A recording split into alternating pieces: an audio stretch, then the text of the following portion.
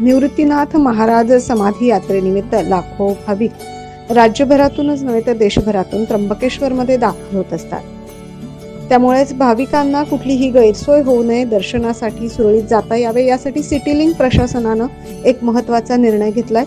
त्र्यंबकेश्वरला जाण्यासाठी जादा बसेस सोडण्यात आल्याचं सांगण्यात आलंय।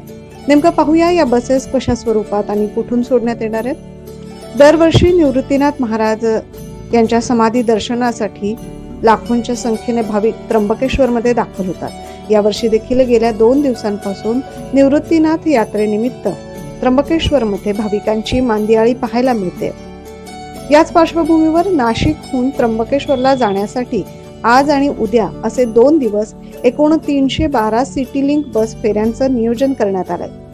सिटी लिंकच्या तपोवन बस डेपो येथून 15 तर नाशिक रोड डेपोतून 13 अशा एकूण 28 बसेसद्वारे नियमित 92 फेऱ्या केल्या जातात।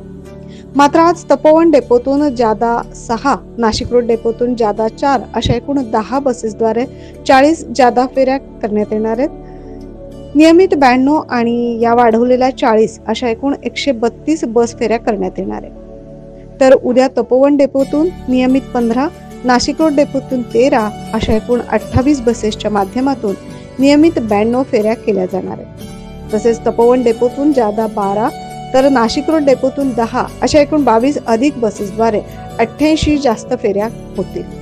एकूण नियमित 92 आणि या वाढवलेल्या 88 अशा एकूण 180 बस फेऱ्या होणार असल्याचं सिटी लिंक प्रशासनाकडून सांगण्यात आलंय। Bureau report 9 news Maharashtra.